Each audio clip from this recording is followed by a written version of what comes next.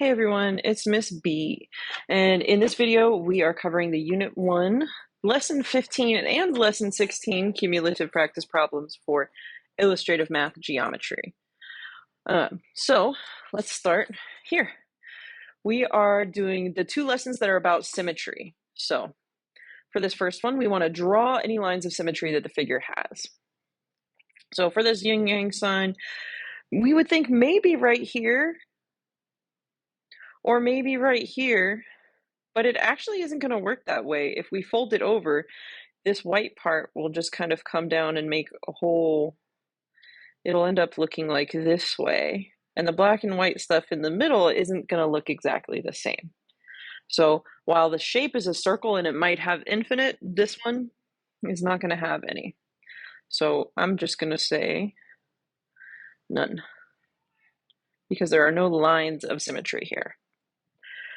For our flag here, this middle choice, there are actually two lines of symmetry. So I'll try to do those a little bit in red here. First, we're going to have a horizontal one. So if we folded this in half right across the middle, just like that, it would land on top of itself. And one that is vertical, straight up and down, if we fold it in half this way, it would work as well. Now, what we don't have is reflectional symmetry, which uses lines of symmetry for this wonderful, lovely pattern of legs. We don't have reflectional symmetry for this, so there's not a line that I can draw. I can't just like draw a line through here, because if I folded it across, this foot is going to be like out here, and this leg is going to end up like this, and it's not going to line up right. So there are none for this either, which means I am going to leave that erased and then write none. So that brings us to question 2. In quadrilateral BADC, so they're naming it around this way, BADC, AB is equal to AD. So I'm actually going to mark some of the things on here that they're telling me are congruent. So AB, they said that's equal to AD. So I'm going to put those little marks in there so I can see that. And then BC is equal to DC. So I'm going to put 2 marks on this one because they're not telling us that it's the same as AB and AD, but they are telling us it's the same as something. So they're definitely different. So we have 2 parts to this question. I didn't finish reading the setup. So they did tell us that there is line of symmetry AC, and that goes right through here. So I'm going to draw it in. Now it's not perfectly straight, but I get the benefit of selecting it and being able to move my shape a bit here so I can make it go straight through. Okay. We'll trim a little bit off the end just so I have space to write my answers. Now, they're asking us for part A. Based on this line of symmetry, explain why the diagonals AC and BD are perpendicular. Well, since AC is a line of reflection, BD, that means that B would be reflected over to D. So I'm going to draw in this line here in red. BD. So a reflection would take B over to D. And we know that in order to reflect things properly, the line of reflection is the perpendicular bisector of the segment between the image and pre-image. So we can say that AC is the line of symmetry, which means if we reflect, well, if we reflect over it, we know that, but it actually means it is the perpendicular bisector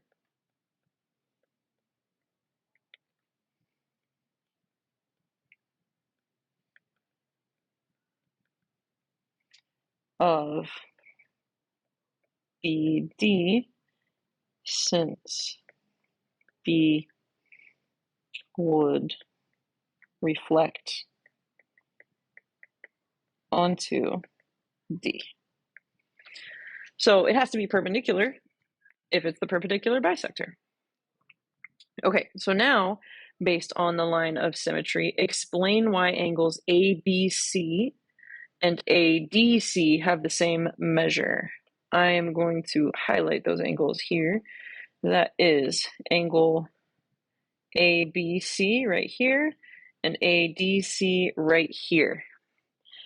And it's going to be for the same reason. When we reflect across this line of symmetry, it's going to map those onto each other. And we define things as being congruent by having a transformation map one directly onto the other. So we can say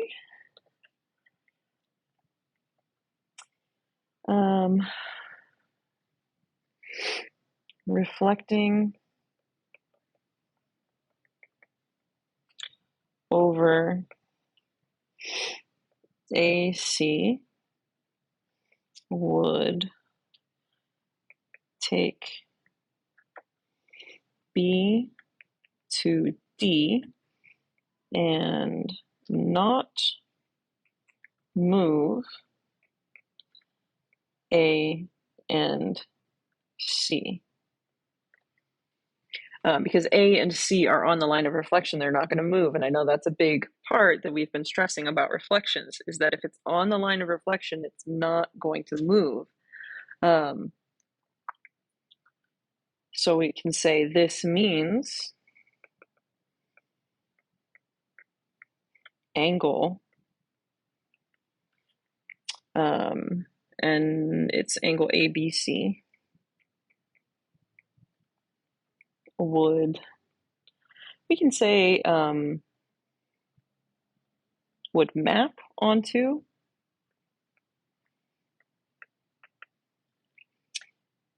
ADC, making them equal. I didn't have a ton of space to write that, but hopefully that gives us enough there. Okay, 3 line segments form the letter Z. Rotate the letter Z counterclockwise around the midpoint of segment BC by 180 degrees, and then describe the result. So I'm actually going to do this by tracing over top of this so you can see it. I'm going to trace over top of this in red for each of these segments. And I believe I can rotate this and it will kind of naturally pick the midpoint here. So we'll see how well this works out for me. I believe if I hit resize, it is letting me resize, but I'm going to rotate. Now it snaps on my iPad here to 90-degree angles. That would be 90. 180 would be here. And because I'm accidentally resizing, it's kind of showing some stuff there, but you can see it actually lands directly on top of it. So we can say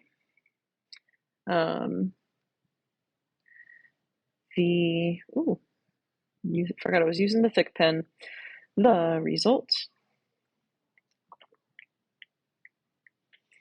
is another letter Z. Because that's what we have. So I'm going to move this off to the side a little bit, and I'm going to label then some of these points. This would be, after rotating it, we would have like A prime down here, and this would be D prime. You don't have to draw this diagram, but I know just kind of helps me to picture where those things are at. So then this would be our B prime, and this would be our C prime. So yeah, the result is another letter Z. Okay, let's go to question 4. Question 4, there's a square ABCS inscribed in a circle with center D. What is the smallest angle we can rotate around D so that the image of A is B? Well, they're talking about a whole bunch of stuff and there are no pictures here, so I'm going to draw myself a picture.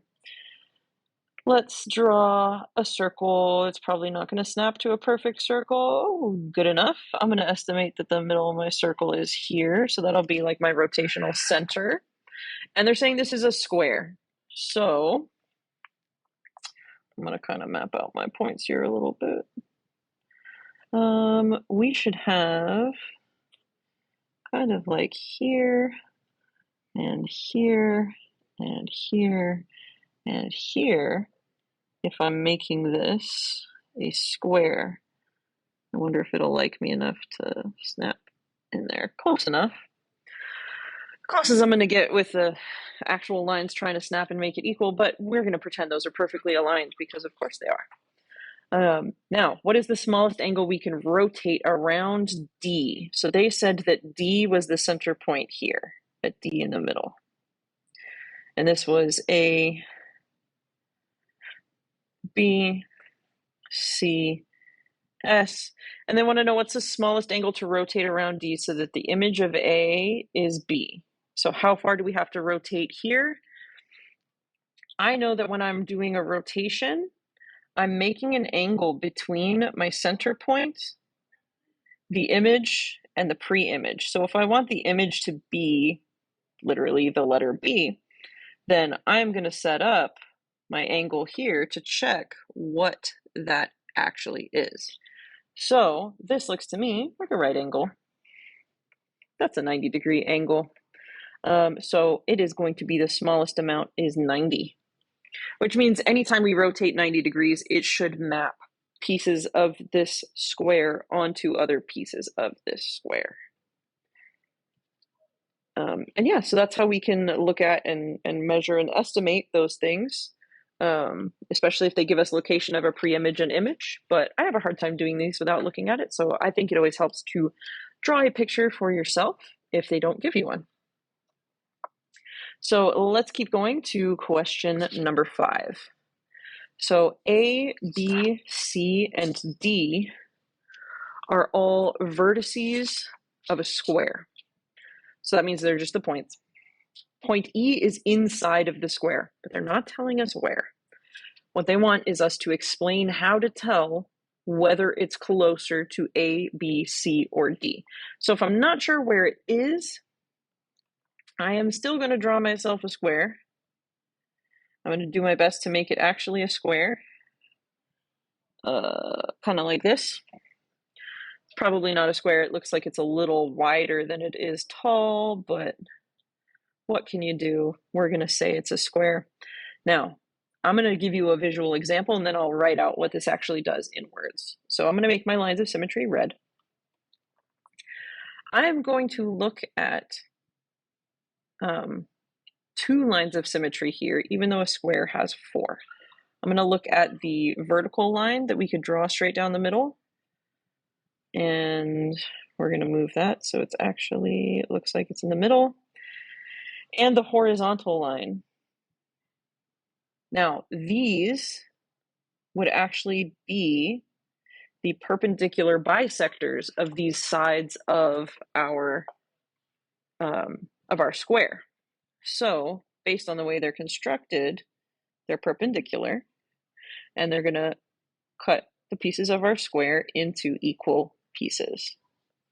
So, depending on where E is at, let's say I have A, B, C, and D. Depending on where E is at, well, this is going to cut my shape into 4 chunks. essentially 4 quadrants. So top left would be A, top right would be B. If E lands in whichever one of these quadrants, then that is actually going to be the vertex it's closest to. So, for example, if E landed down here, then it would be closest to C.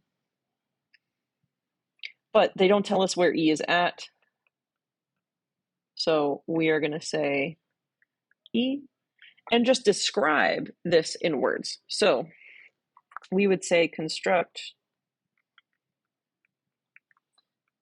the perpendicular bisector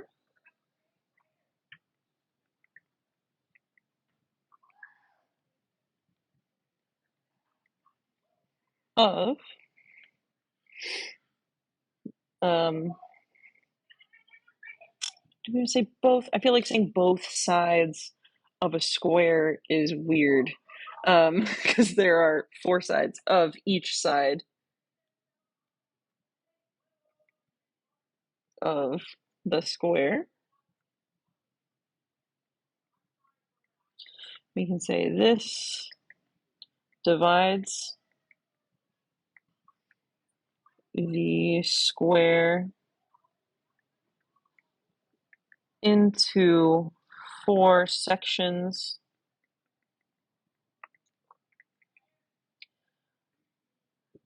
if E is in one of the, no, not if, sorry. I know I don't like to change the way I'm explaining things, but sometimes I make decisions on the best wording while I'm mid-sentence here, so hopefully you weren't writing it at the pen or at the same time as me. I'm going to say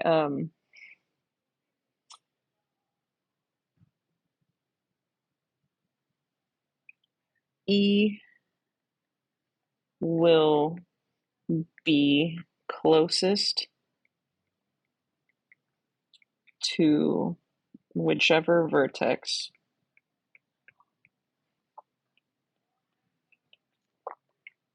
is in the same section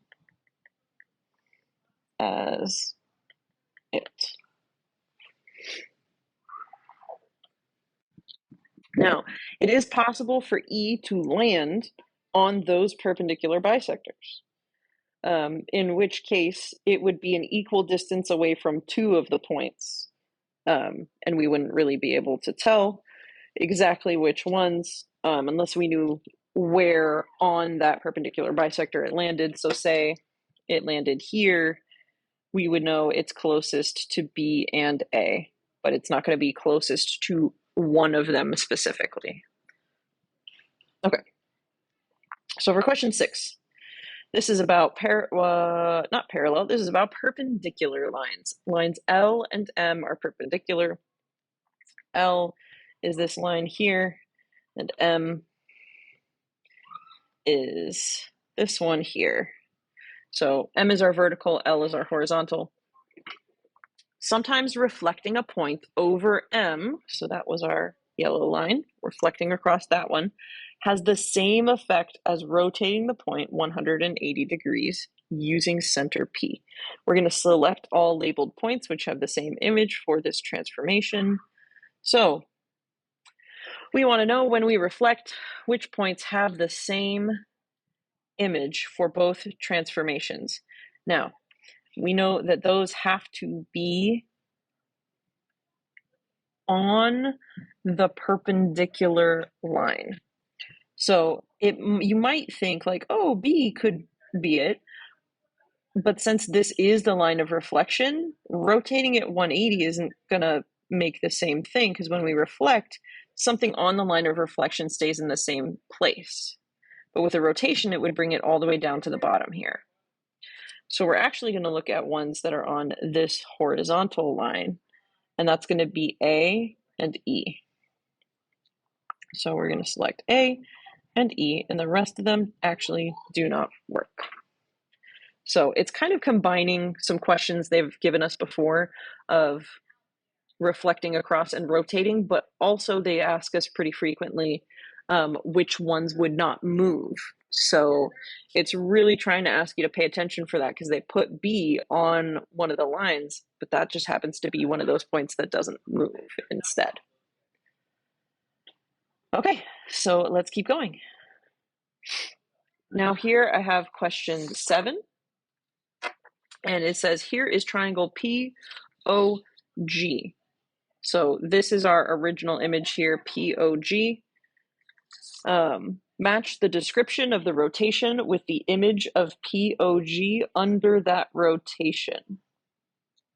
So I'm gonna cheat a little, oops, I'm gonna cheat a little bit, and I am going to draw a copy of POG. This is just like if you were using patty paper, you could trace over this and compare. So I'm going to trace over top of this, and then I'm not actually going to rotate it, but I'm going to drag it down and compare it to these other pieces here. So I'm going to get my little patty paper tracing here. Oh, and it actually, you might notice they're talking about points O and points P. So on my little picture here, I'm going to label what was originally O and what was originally P. O is here and P is here. Okay. So to compare these best and give you the right visual, let's look at what we have here. So to me, this looks like I have rotated this to the left or counterclockwise. So I'm going to look at, literally there is only one option for counterclockwise in my options here. This looks to me like this is C, rotate 60 degrees counterclockwise. So that is number 1. Or that just means I'm going to say that this one is C. Let's do that instead. So instead of circling it, I'm going to cross it off because I've used it.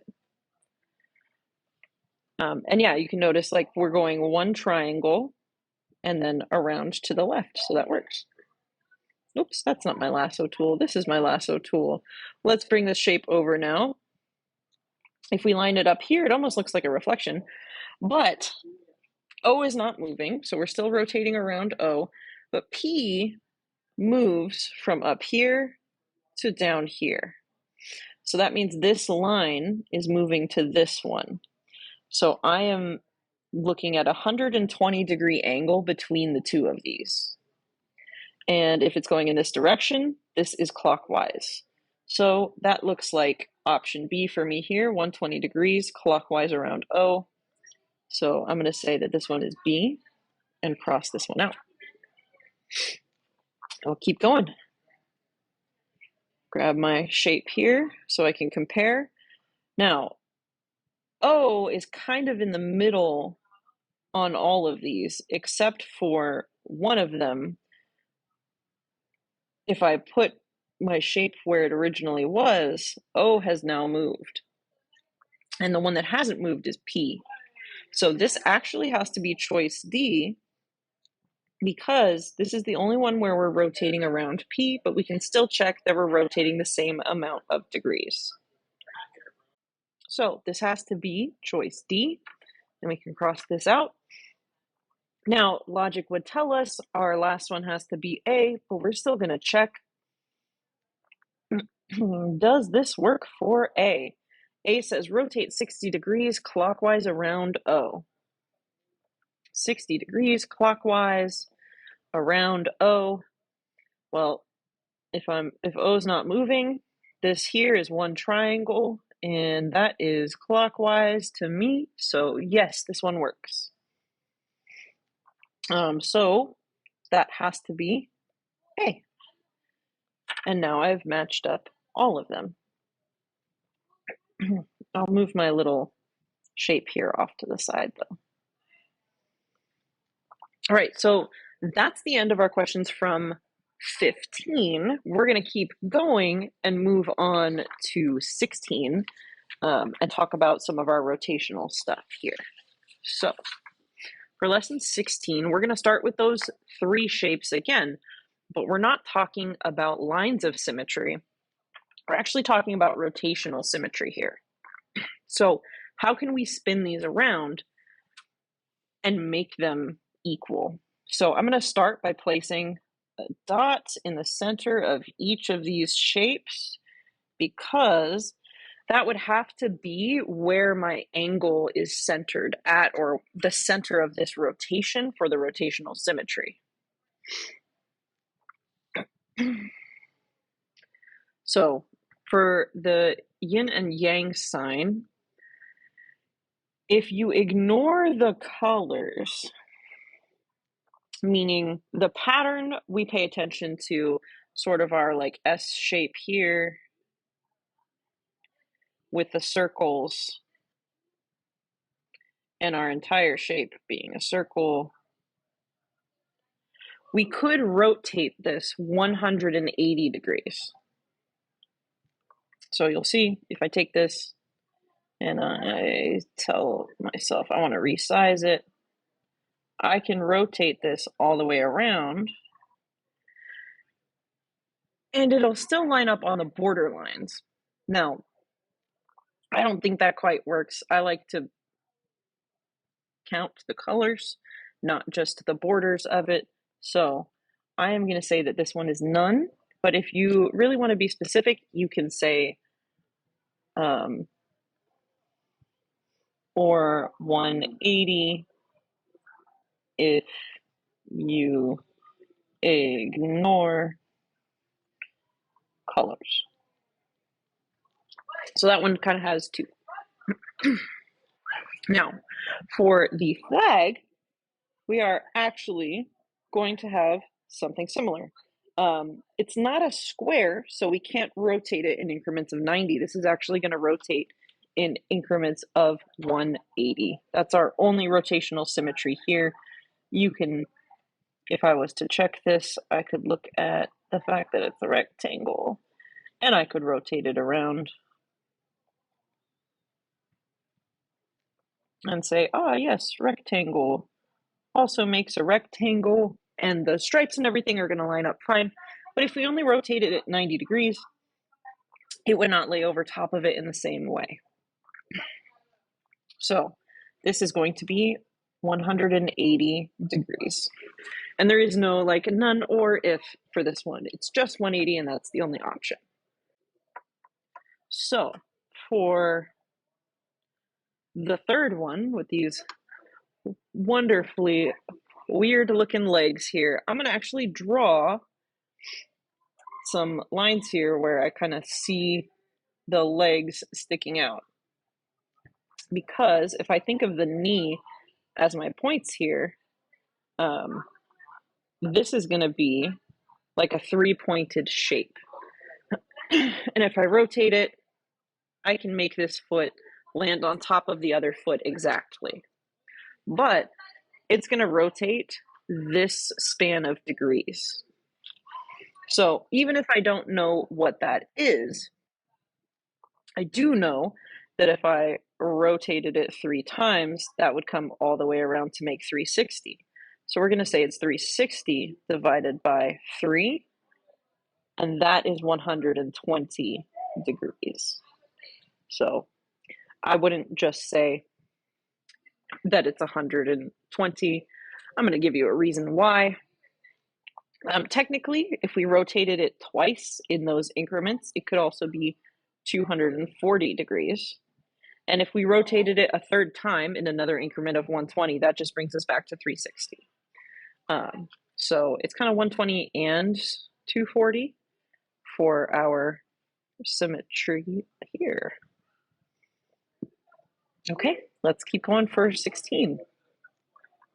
So the nice thing is I'm not making you explain all of these, or we're not asking you to explain all of these. So we're going to just choose answers that are correct. So this is saying a triangle has rotational symmetry that can take any of its vertices to any of its other vertices. So we want to select all conclusions that we can reach from this.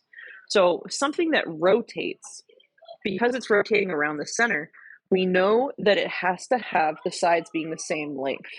If we were just reflecting or folding it across, we would only need the pieces that map onto each other to be the same length. because some of our pieces would be bisected, meaning the length of those wouldn't have to be the same as something else. It would just be cut in half.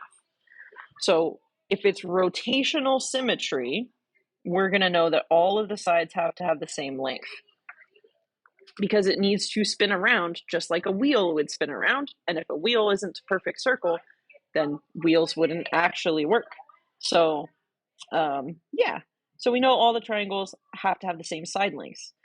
They also have to have all of the same measures of angles. And that has to be true because if we rotated it, say it's an equilateral triangle, and we rotate it 120 degrees, just like the legs over here on the front side, if this foot was a different size, it would not have rotational symmetry when I rotate it onto the other foot. So same goes with angles. They have to be the same size in order to map onto each other correctly. And rotations of triangles are not going to take half onto half because it's actually cut into 3 sections the way that set of legs was cut into 3 sections. Okay, question 3 is asking us about this flower. All of the angles of rotation we need to select all angles of rotation that produce. So we need to select all of the angles of rotation that produce symmetry for this flower. So looking from our center, I see that this flower is split into 4 parts. So I'm actually going to think about the fact that it needs to rotate one flower petal onto the other flower petal. And I would have to make a complete 90-degree rotation to put a flower petal completely on the other. Because it's cut into 4 equal chunks here, if we take 360 and we divide it by 90, that's going to give us, or I'm sorry, if we divide it by 4, that's going to give us 90. And you can see that those are kind of perpendicular. But with rotational symmetry, we can do any multiple of that up to 360. So we can rotate it by 90. We can rotate it by 90 twice, which is 180 degrees. And we could rotate it by 93 times, which would give us 270. So B, D, and F are all possibilities that would map this flower onto itself. So yeah. For question 4, we want to identify and draw any lines of symmetry that this figure has. And it is actually just these 2 lines here. So this is reflectional symmetry, and they're already the ones that are drawn in. So I'm going to use the larger marker here. We could fold it in half across this way, or we could fold it in half across this way, or reflect, same thing. We could reflect it across either of those lines and it would line up. So I'm going to say 2 lines of reflection, or lines of symmetry, sorry. So 2 lines of symmetry. Okay, question 5. A triangle has a line of symmetry. So we know the triangle is going to fold onto itself somehow. Now, we talked about rotational symmetry and what must be true for rotational symmetry. For reflective symmetry, not all 3 pieces have to be the same. So it's not all sides of the triangle and not all angles of the triangle. We do have to have some of the sides be the same length because I have to have one at least map onto another. But that means I only need 2 sides of the triangle to be the same. And I only need 2 angles to be the same. One of the sides and the angle that's across from it, those are both going to get bisected. So they would sort of map onto the other half of themselves, and we wouldn't need that third piece being congruent. So I'll kind of draw you a picture so that you see what I mean. We're going to draw an isosceles triangle. Miss B, that is kind of not what I meant for isosceles. I was not drawing it really tall enough. I want to draw this triangle a little taller. Okay, so something like this. If we had something like this, my line of symmetry would come straight through like here. Whoops. Definitely not a triangle that is straight up and down either. So we're going to pretend this is a perfectly, we're going to pretend it's a perfectly isosceles triangle. I would need this angle to be the same size as this angle because they would have to map onto each other. And I would need this side to be the same as this side because they would have to reflect onto each other. The angle up here is just going to fold in half, so it doesn't matter how big it is. And this side down here is also just going to get folded in half, so it doesn't matter how big that side is. We just have to have two sides and two angles. So that's what I meant when I said the third side and the angle across from it or opposite from it. Yeah, we only need two.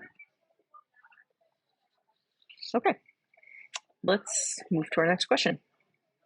Our next question is lesson 17. So I guess we are done with this assignment, meaning that we are only doing up through 5 of that section. So this was assignment 115 and 116. So it was the Unit 1, Lesson 15, and Lesson 16 cumulative practice problems, although not all of them. We skipped some of 16 for illustrative math geometry.